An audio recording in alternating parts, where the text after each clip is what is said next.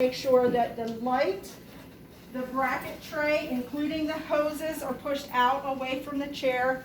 You want to pull the arm back, the armrest back for the chair, and you want to make sure the chair is not either all the way up in the air where a patient would have to jump to get up in it.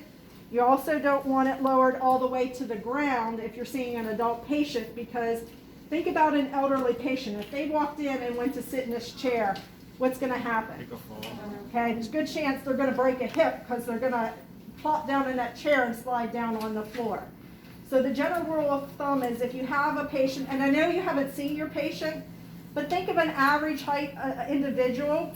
The top of the butt rest should line up with the bottom of their butt cheeks, ideally, so that they can walk right in. So we essentially want to make sure that we have a clear pathway for our patient to safely enter this chair.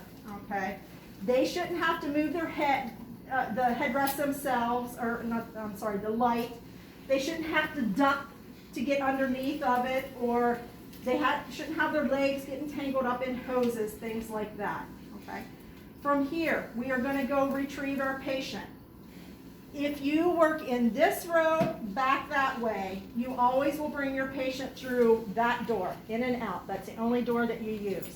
The only people that will be transporting patients through that front door are units 1, 2, and 3, the front row. Okay. When you go to get your patient, I expect you to walk all the way out to the reception area. You want to call your patient's name, and until they give you permission, I think it's common courtesy, unless they're obviously a little 3-year-old kid, I want you to use Miss, Mrs., Ms., whatever, some type of a suffix and their last name. So you would go out and you would say, Mrs. Clem. As you're walking back the hallway to the doors, you need to introduce yourself.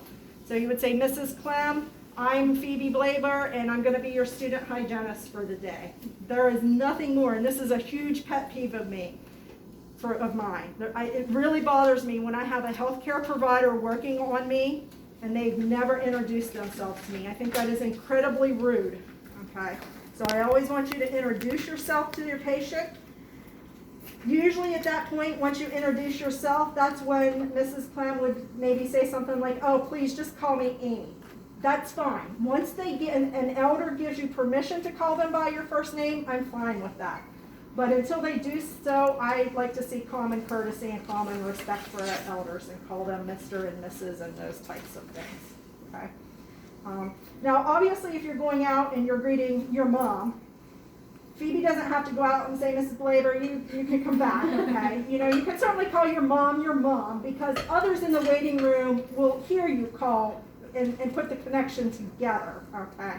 So, again, a little bit of common courtesy, but please don't call people you don't formally know yet by their first names. I just don't think that's mannerly, okay? You will bring them to the appropriate door. Outside of that door, and then right inside the counter of the front door, if you're using that room, is a giant bottle of hand sanitizer. Before you have your patient cross that threshold, please ask them to take a moment and use hand sanitizer. They should be entering our clinic with a mask on, okay? You will walk them to your unit, and you will seat them in the patient in the chair. So would you mind being my patient for a minute? Real quick, while she